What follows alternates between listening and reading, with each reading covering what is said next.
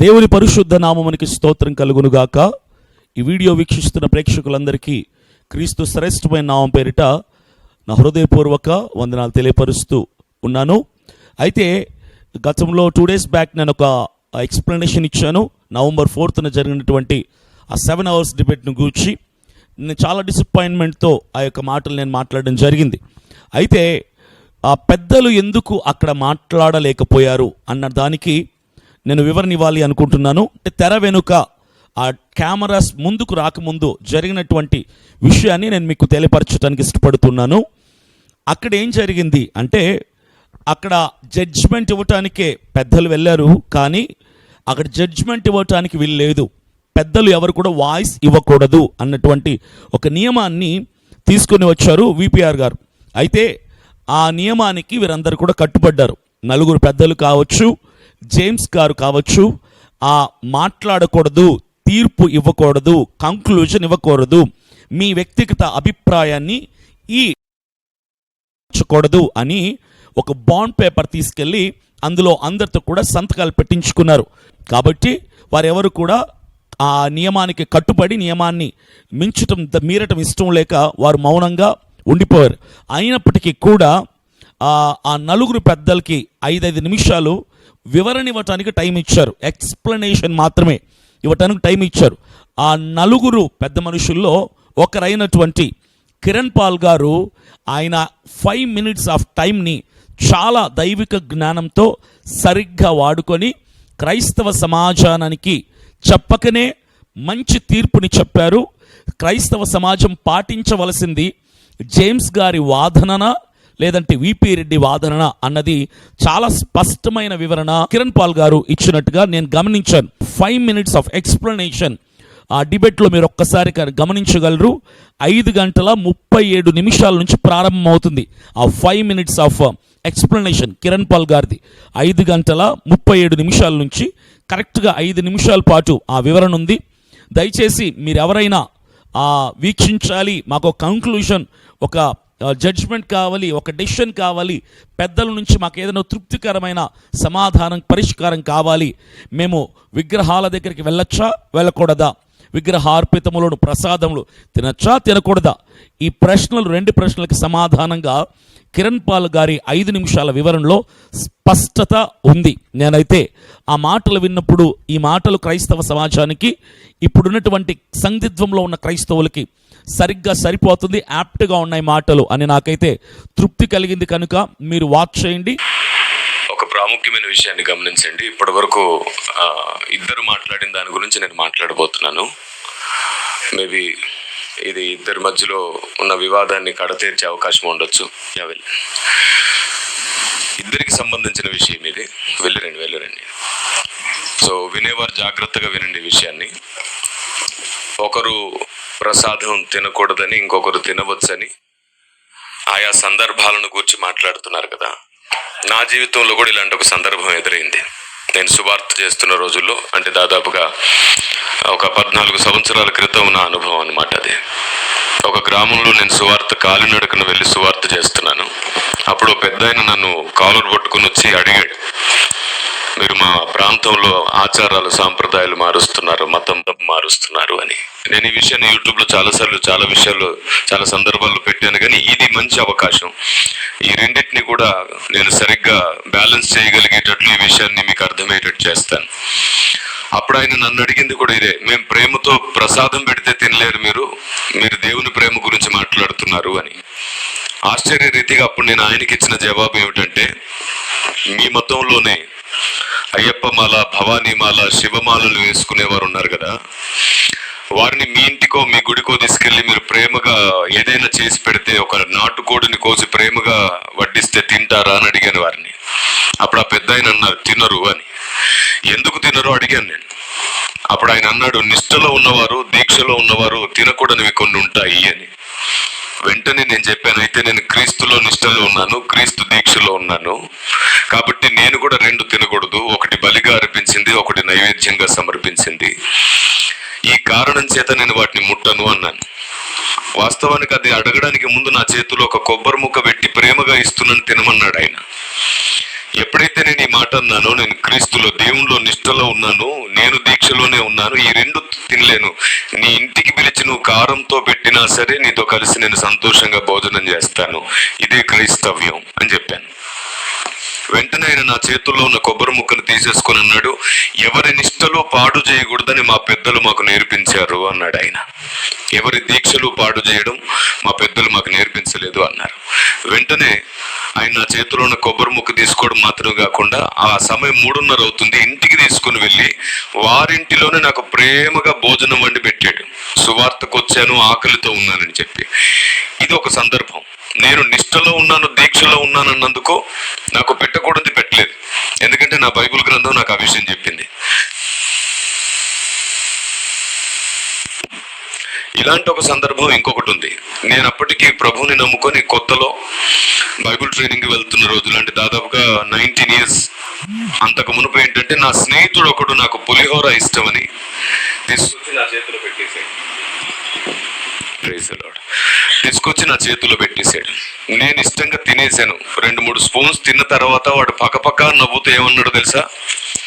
వాడు పక్కపక్క నవ్వుతూ ఇలా అన్నాడు, ఎరా నువ్వు ప్రసాదం తిననన్నావు, నువ్వు తింటుంది ప్రసాదమే అనేసాడు. అప్పటి వరకు నేను ఇష్టంగా 2-3 స్పూన్స్ తినేశాను. తినేసిన తర్వాత అన్నాడు అది ప్రసాదం అని. అప్పుడు నేను ప్రేమగా వాడిని పిలిచి వాడి చేతికి ఇచ్చేసి ఇలా అన్నాను, ఇప్పటి వరకు నేను ప్రసాదం తిన్నాను కదా, ఇప్పుడు నేను తినలేను దీన్ని అన్నాను. తినేసావు కదా అని అన్నాడు. తిన్నాను కదా, నాకు ఇప్పుడు ఏమవ్వదు. కారణం ఏమిటంటే ఇప్పుడు తింటే నాకేమైనా వాక్యం అడ్డొస్తుంది. తెలియక తినేశాను, నాకేం నష్టం లేదు. కానీ ఇప్పుడు నువ్వు దాన్ని ప్రసాదం అని ప్రకటించావు, ఇదిగో నేను అక్కడ దాన్ని వదిలేస్తున్నాను. నాకు లేఖనం నన్ను అడ్డగిస్తుంది కాబట్టి నేను దీన్ని తినను. తెలియక తిన్నాను, నాకు అప్పటి నుంచి ఇప్పటి వరకు నాకేం అవ్వలేదు. తెలియక తిన్నాను, ఈ రోజుకి నేను బాగానే ఉన్నాను. తెలియక తిన్నాను, అయినా సరే 8:30 గంటల పాటు నాన్ స్టాప్ గా ప్రార్థన ఎప్పుడు ఆగలేదు. తెలియక తింటే నష్టమేమి లేదు, కానీ తెలిసి కావాలని తింటే లేఖనాన్ని దాటినట్లే అవుతుందని నేను అభిప్రాయపడ్డాను. బ్రదర్ కూడా అదే అంటున్నారు. అనుకోని పరిస్థితి ఏదైనా వస్తే అప్పుడు మీకు ఏం అవ్వదు అని చెప్పే ప్రయత్నం జరుగుతుంది. తినమని బ్రదర్ కూడా ఏం చెప్పట్లేదు. అయితే తెలిసిన తర్వాత ఖచ్చితంగా లేఖనాన్ని దాటకూడదు. క్రైస్తవుడు తన నిష్టను, తన దీక్షను ఈ భారతదేశానికి ప్రకటించాలి అని తమ్ముడు చెప్తున్నాడు. మీకు అర్థమైంది కదా? రైట్. మా టైం మీకు తీసేసుకోలేదు, మాకు చాలా ఉన్నాయి మాట్లాడుకో. ఇంకొక నిమిషం మళ్ళీ చెప్తున్నాను, కంక్లూజన్ ఇస్తున్నాను. ఈ విషయం క్లియర్ గా వినండి. తెలిసి తినాల్సి వస్తే మన దీక్షను ప్రకటించండి. భారతదేశానికి ప్రత్యేకత, సమర్పణ, మారు మనసు ఇలాంటి మాటలు చెప్తే అర్థం కావట్లేదు. మారు మనసు పొందినోడికే చాలా విషయాలు అర్థం కావట్లేదు. ఈ కారణం చేత బ్రదర్ చెప్పిన దాన్ని కూడా ఒక కోణంలో అర్థం చేసుకుంటూ, తమ్ముడు చెప్పిన దాన్ని కూడా ఇంకో కోణంలో అర్థం చేసుకుంటూ బ్యాలెన్స్ చేసే విధానం ఏదైనా ఉందంటే ఇది మాత్రమే. తెలియకుండా ఏదైనా మీ ముందుకు వస్తే ప్రార్థన దాన్ని పరిశుద్ధపరుస్తుంది, ధైర్యంగా తినొచ్చు. తెలిసి ఏదైనా వస్తే లేఖనాన్ని దాటకండి, క్రీస్తులో మన దీక్షను, మన నిష్టను ప్రకటించండి. ఇది అప్పటి నుంచి వారిద్దరి మధ్యలో జరుగుతున్న వివాదానికి ముగింపు ఇదే. అయితే ఇదే అంగీకరిస్తే ఎలాంటి నష్టం క్రైస్తవ్యానికి ఉండదు. నేను కంక్లూజన్ ఇస్తున్నాను, ఈ విషయం క్లియర్ గా వినండి. తెలిసి తినాల్సి వస్తే మన దీక్షను ప్రకటించండి. భారతదేశానికి ప్రత్యేకత, సమర్పణ, మారు మనసు ఇలాంటి మాటలు చెప్తే అర్థం కావట్లేదు. మారు మనసు పొందినోడికే చాలా విషయాలు అర్థం కావట్లేదు. ఈ కారణం చేత బ్రదర్ చెప్పిన దాన్ని కూడా ఒక కోణంలో అర్థం చేసుకుంటూ, తమ్ముడు చెప్పిన దాన్ని కూడా ఇంకో కోణంలో అర్థం చేసుకుంటూ బ్యాలెన్స్ చేసే విధానం ఏదైనా ఉందంటే ఇది మాత్రమే. తెలియకుండా ఏదైనా మీ ముందుకు వస్తే ప్రార్థన దాన్ని పరిశుద్ధపరుస్తుంది, ధైర్యంగా తినొచ్చు. తెలిసి ఏదైనా వస్తే లేఖనాన్ని దాటకండి, క్రీస్తులో మన దీక్షను, మన నిష్టను ప్రకటించండి. ఇది అప్పటి నుంచి వారిద్దరి మధ్యలో జరుగుతున్న వివాదానికి ముగింపు ఇదే. అయితే ఇదే అంగీకరిస్తే ఎలాంటి నష్టం క్రైస్తవ్యానికి ఉండదు. ఆయన లైఫ్ లో జరిగినటువంటి ఒక సంఘటనని ఆధారం చేసుకుని ఆయన చెప్పారు. ఒక వ్యక్తి ఆయన దగ్గరికి, ఇదిగో ఇది మా ప్రసాదం అని కొబ్బరి తీసుకొని వచ్చి ఇస్తే, మేము తినకూడదు సార్ అన్నారట. తినకూడదు అన్నప్పుడు ఆయన అపార్థం చేసుకుని, అంటే మేము అంటరాని వాళ్ళమా అన్నట్టుగా ఆయన బాధపడి మాట్లాడితే, అప్పుడు కిరణ్ పాల్ గారు ఇచ్చినటువంటి సమాధానం ఏంటంటే, సార్ మీరు మాల వేస్తారు కదా, దీక్షలో ఉంటారు కదా, అప్పుడు మేము వచ్చి కోడి కూర చికెన్ తెచ్చి పెడితే తింటారా అంటే తినకూడదు, అది మేము దీక్షలో ఉన్నట్టు కదా, దీక్షలో ఉన్న వారి దీక్షను భగ్నం చేయకూడదు, అది తప్పు, అది భగవంతుడు ఒప్పుకోడు అంటే అప్పుడు కిరణ్ పాల్ గారు చెప్పిన మాట ఏంటంటే, మేము కూడా క్రీస్తు రక్తంలో కడగబడ్డాం సార్, క్రీస్తులోనికి రాకముందు, రక్షణ అనుభవంలోనికి రాకమును మేము కూడా తినేవాళ్ళమే, కానీ ఎప్పుడైతే క్రీస్తు రక్తంలో పడ్డామో ఆ రోజున మేము దీక్షలోనికి వచ్చాం. ఆ రోజు నుంచి మేము మరణం ఉన్నంత వరకు కూడా ఆ దీక్షలో మేము ఉంటాం. దీక్షలో మేము ఉన్నప్పుడు మాకు కొన్ని నియమాలు ఉంటాయి, ఆ నియమాలను దాటి మేము ఏది కూడా చేయకూడదు. మీరు ఇచ్చిన ఈ ప్రసాదముని దీక్షలో ఉన్న మేము తినకూడదు, అది మా నియమం, మా దేవుడు కట్టించిన నియమం. మీరు ఎలాగైతే దీక్షలో ఉంటే చికెన్లు మటన్లు తినరో, మేము దీక్షలో ఉంటే విగ్రహార్పితములు ప్రతిమలకు అర్పించిన వాటిని తినకూడదు అంటే ఆయన ఆ మాటకు చాలా తృప్తి చెందాడు. వెంటనే అయితే మా ఇంటికి వచ్చి భోజనం చేయండి అంటే కిరణ్ పాల్ గారు ఏ వ్యక్తి అయితే ప్రసాదం తీసుకుని వచ్చాడో ఆయన ఇంటికి వెళ్ళి తృప్తిగా మనసారా ఆయన భోజనం చేశాడు అని చెప్పాడు. ఆ భోజనం చేశాడు కాబట్టి ఆయన ఎవరైతే ప్రసాదం తీసుకుని వచ్చాడో ఆయన చాలా తృప్తి పడ్డాడని కిరణ్ పాల్ గారి మాటల్లో చెప్పాడు. సో ఇక్కడ నేను చెప్తుంది ఏంటంటే, జేమ్స్ గారి వాదనను సపోర్ట్ చేస్తూ జేమ్స్ గారు నిలబడినటువంటి ఆయన తీసుకున్న స్టాండ్ ఏదైతే ఉందో, వాక్యం మీద కట్టబడిన స్టాండ్ ఏదైతే ఉందో అదే వాస్తవం, అదే క్రైస్తవ సమాజం పాటించాలి అని చెప్పారు. ఎందుకంటే బొమ్మ, ప్రతిమ, విగ్రహం వట్టిదే అని విపి రెడ్డి వాదించిన వాదన ప్రకారం అయితే కిరణ్ పాల్ గారు తెచ్చిచ్చినటువంటి ఆ కొబ్బరిని, ఆ ప్రసాదం తినొచ్చు, కానీ ఆయన వద్దు, మేము దీక్షలో ఉన్నాం, మేము తినకూడదు అన్నాడు. ఎందుకు అన్నారు అంటే అది ఇంకిత జ్ఞానం, దైవిక జ్ఞానం, నేను తీసుకోకూడదు, ఇలాంటి వాటి వైపు నేను వెళ్ళకూడదు అని ఆయనకు తెలుసు కాబట్టి తినకూడదు అని చెప్పకనే ఆయన వివరణలో చెప్పారు. నెక్స్ట్ ఇంకో మాట, కాలేజ్ డేస్లోనే ఎక్కడో ఉన్నప్పుడు తన ఫ్రెండ్, కిరణ్ పాల్ గారి ఫ్రెండ్ పులిహోర ఏదో తెచ్చిస్తే తినేశాడట. 2-3 స్పూన్లు తిన్న తర్వాత తన ఫ్రెండ్ అన్నాడు, అరే ఇది మేము విగ్రహం దగ్గర పెట్టింది, మా ప్రసాదం ఇది, నువ్వు తిన్నన్నావు కదా, ఎలా తిన్నావు అంటే అప్పుడు కిరణ్ పాల్ గారు వెంటనే ఆ బాక్స్ మూసేసి తన ఫ్రెండ్కి ఇచ్చేసి, ఇదిగో నేను ఇప్పుడు తెలియక తినేశాను, ఎప్పుడైతే విగ్రహం దగ్గర పెట్టావు, ప్రతిమ దగ్గర పెట్టావు, ఇది విగ్రహార్పితం అని చెప్పావో ఇక నేను దీన్ని తిన్ను అన్నాడు. అయితే తన ఫ్రెండ్ అన్నాడట, మరి ఇంతకుముందు తినేసావు కదా 2-3 స్పూన్లు, మరి దాని సంగతి ఏంటి అని అడిగినప్పుడు కిరణ్ పాల్ గారు దానికి సమాధానంగా ఇలా చెప్పాడట, నేను తెలియక తిన్నప్పుడు అది నాకేమీ హాని కాదు, అది విషము కాదు, అది నాకు హానికరము కూడా కాదు. ఇప్పుడు తెలిసి నేను తింటే అది నా వాక్యాన్ని నేను అధిగమించిన వాడిని అవుతాను, వాక్యాన్ని అగౌరవపరిచిన వాడిని అవుతాను, నా లేఖనాన్ని నేను అవమానపరిచిన వాడిని అవుతాను. కాబట్టి తెలిసి నేను ఎప్పుడు తిన్ను, ఒకవేళ తెలియక తింటే అది నాకు ఎలాంటి హాని చేయదు, ఎలాంటి దేవుని యొక్క శాపము నా మీదకి తీసుకొని రాదు. కాబట్టి నేను తెలియక తింటే ప్రమాదం కాదు, తెలిసి మాత్రం నేను తింటే వాక్యాన్ని, నా దేవుణ్ణి అగౌరవపరిచినట్టు, అవమానపరిచినట్టు. ఫెంటాస్టిక్ ఎక్స్ప్లెనేషన్ కిరణ్ పాల్ గారు ఇచ్చారు. దీన్ని బట్టి ఈ ఇరువురి వాదనలో, జేమ్స్ గారి వాదన, విపి రెడ్డి వాదన, ఇరువురి వాదనని ఆయన 2 ప్రస్తావనలు తీసుకొని వచ్చి 5 నిమిషాల వివరణలో తెలిసి తినకూడదు. క్రాంతి టీవీ ఇంటర్వ్యూలో విజయప్రసాద్ రెడ్డి గారిని ఆ క్రాంతి టీవీ ఇంటర్వ్యూ చేసిన అతను ఒక మాట అడిగాడు, వినాయకుడి దగ్గర పెట్టినటువంటి ప్రసాదం తెస్తే తింటారంటే నేను తింటాను అన్నాడు. ఈయన ఒక పబ్లిక్ ఫిగర్ అయి ఉన్నారు, ఈయనని లక్షల మంది అనుసరిస్తున్నారు విపి రెడ్డిని. అయితే అది దృష్టిలో ఉంచుకొని మాట్లాడాలి కదా. నేను తింటాను, వినాయకుడి దగ్గర పెట్టింది ఇస్తే తింటారా అంటే నేను తింటాను ముమ్మాటికి తింటాను అన్నప్పుడు మీ అనుచరులందరూ కూడా, విపి రెడ్డి అనుచరులందరూ కూడా ఏం చేస్తారు, ఆహా మా లీడర్, మా పాస్టర్, మా గురువే తిన్నప్పుడు ఇక మేము కూడా తినొచ్చు అని ఆయన్ని ఇక అడగకుండానే తినటం ఆరంభిస్తారు, తెలిసి కూడా తింటాం. కానీ కిరణ్ పాల్ గారు ఏం చెప్పారు, తెలియక తింటే అదేం విషమేమి కాదు, ప్రమాదమేమి కాదు, హానికరమేమి కాదు, తెలిసి మాత్రం తినకూడదు. ఒక స్పూన్ కాదు కదా, ఒక్క మెతుకు కూడా ముట్టకూడదు, తెలిసి తినకూడదు. తింటే ఏమవుద్ది అనే మూర్ఖులతో మనం మాట్లాడలేం. ప్రతిమ ఒట్టిదే కదా, ఆకారాలు ఒట్టివే కదా అని అడ్డదిడ్డుగా వాదనలు చేసి అనవసరంగా సమాజంలో, క్రైస్తవ సమాజంలో ఒక కన్ఫ్యూషన్ని తీసుకురావడానికి ప్రయత్నం చేస్తున్న విపి రెడ్డి వాదనని కిరణ్ పాల్ గారు కొట్టివేయకనే కొట్టిపారేశారు. ఆయన పరిధిలో ఆయనకు నియమించబడినటువంటి నియమమును దాటకనే విజయ్ ప్రసాద్ రెడ్డి యొక్క వాదన తప్పు, జేమ్స్ యొక్క వాదన రైట్, వాక్యానుసారమైన వాదన జేమ్స్దే, ఇది క్రైస్తవ సమాజం పాటిస్తే మంచిది అని ఆయన చెప్పకనే చెప్పారు. ఈ వివరణ క్రైస్తవ సమాజం అంతటికి కూడా చాలా చక్కగా సరిపోతుంది అని నేను అంటున్నాను. జేమ్స్ గారు పాపం మ్యాక్సిమం ఆయన శత విధాలుగా పోరాడారు. వాక్యాన్ని పట్టుకొని, వాక్యాన్ని ఆధారముగా చేసుకొని ఉదయకాలం నుంచి సాయంకాలం వరకు ఆయన శత విధాలుగా దైవిక జ్ఞానము చేత అనేక రెఫరెన్స్లను వాడుకొని పోరాడారు. చాలామంది మాకు ఫోన్లు చేస్తున్నారు, కామెంట్స్ కూడా పెట్టేమంటున్నారంటే జేమ్స్ లొంగిపోయాడు, జేమ్స్ అమ్ముడుపోయాడు అని కొంతమంది అపార్థపు మాటలు మాట్లాడుతున్నారు. దయచేసి ఎవరు అలా మాట్లాడకండి. మీరు ఎందుకు ఆ మాట అంటున్నారు నాకు అర్థం కావట్లేదు. వారిద్దరూ రాజీ పడటం, సమాధాన పడటం అది క్రైస్తవ సమాజం అంతటికి కూడా మంచిదే. మన పరిశుద్ధ బైబిల్ గ్రంథంలో వాక్యం ఇలాగును సెలవిస్తుంది కదా, సహోదరులు ఐక్యత కలిగి ఉండుట ఎంత మేలు, ఎంత మనోహరం. అక్కడ జరిగింది కూడా అదే. వారిద్దరి మధ్య ఆ ద్వేషాలు విద్వేషాలు పోయి ప్రేమ చేత కలుసుకోవటం, సర్దుమనగటం, సమాధానపరచబడటం మంచిదే.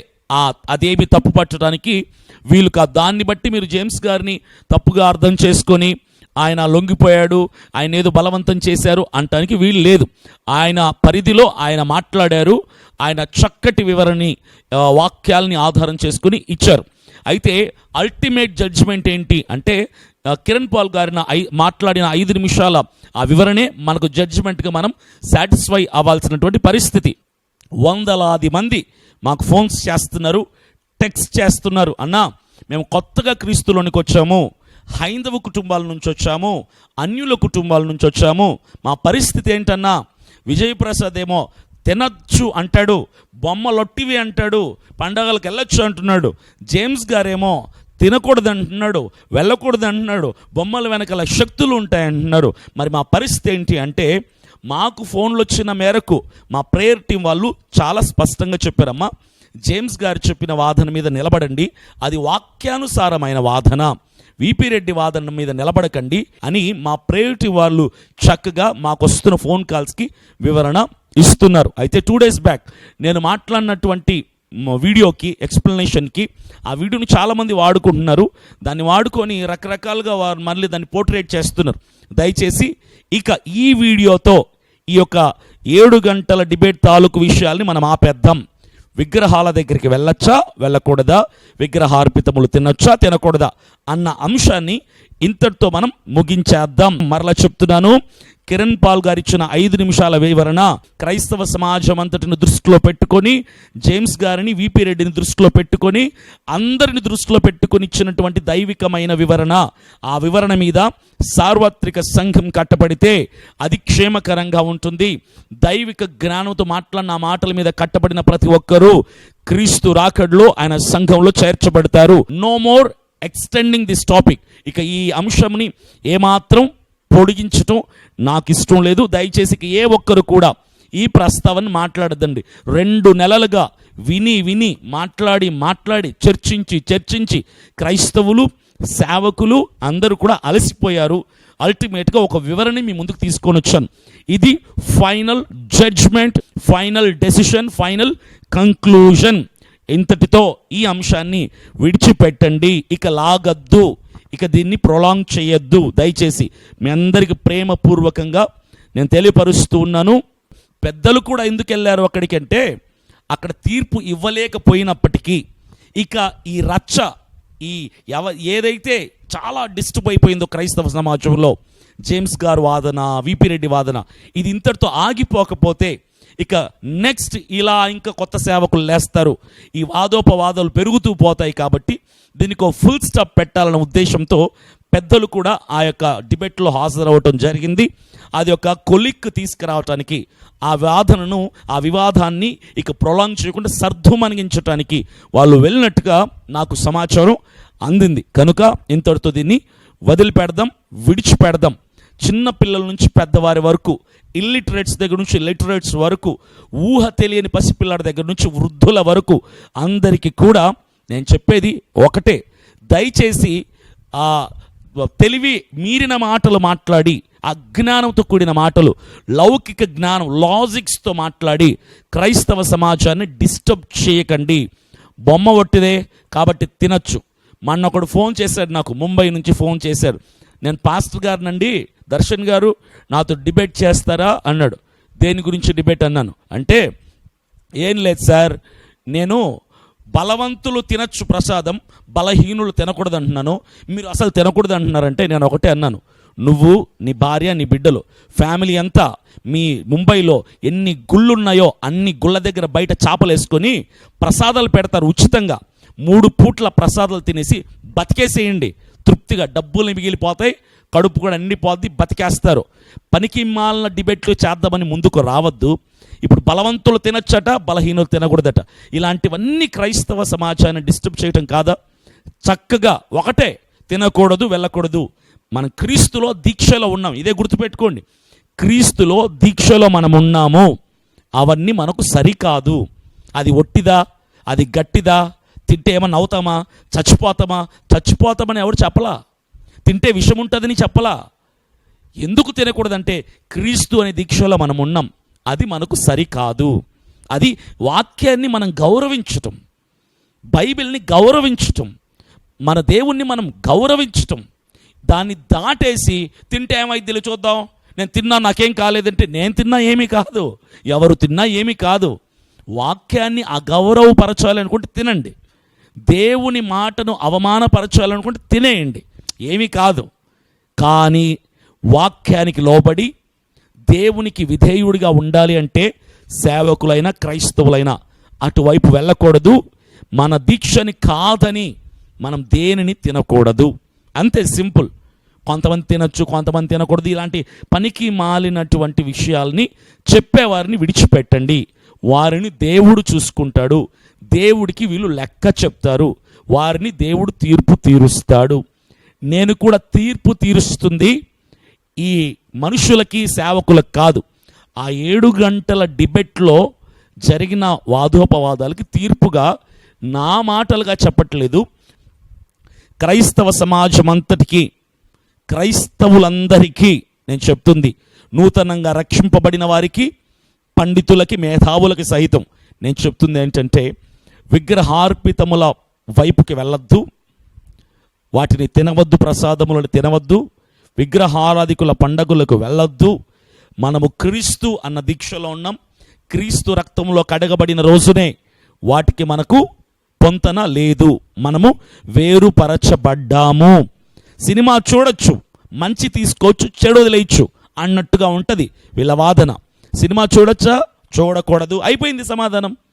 ప్రసాదం తినచ్చా, తినకూడదు, అయిపోయింది సమాధానం. హైందవుల పండుగలకి, విగ్రహారాధనల పండుగలకి వెళ్ళొచ్చా, వెళ్ళకూడదు, అయిపోయింది సమాధానం. వెళ్ళొచ్చు కానీ పూజ చేయకూడదు, ఎందుకు అలాంటి సమాధానం? తినొచ్చు కానీ ఏం కాదు, ఎందుకు అలాంటి సమాధానం? సినిమాలు చూడొచ్చు, మంచి తీసుకోవచ్చు, చెడును వదిలేయచ్చు, ఏం కాదు, ఎందుకు ఇలాంటి కన్ఫ్యూజన్ ఆన్సర్స్ ఇచ్చి అందరినీ మంచి చేసుకోవటానికి? కాకపోతే కిరణ్ పాల్ గారు చెప్పిన మాటకి కట్టుబడదాం, అది వాక్యానుసారమైనటువంటి తీర్పు. ఆ వివరణ మీద మనమందరం కూడా కట్టబడాలని ప్రేమపూర్వకంగా మీ అందరికీ నేను తెలియపరుస్తున్నాను. God bless you, thank you. తెలియకుండా ఏదైనా మీ ముందుకు వస్తే ప్రార్థన దాన్ని పరిశుద్ధపరుస్తుంది, ధైర్యంగా తినొచ్చు. తెలిసి ఏదైనా వస్తే లేఖనాన్ని దాటకండి, క్రీస్తులో మన దీక్షను, మన నిష్టను ప్రకటించండి. ఇది అప్పటి నుంచి వారిద్దరి మధ్యలో జరుగుతున్న వివాదానికి ముగింపు ఇదే. అయితే ఇదే అంగీకరిస్తే ఎలాంటి నష్టం క్రైస్తవ్యానికి ఉండదు.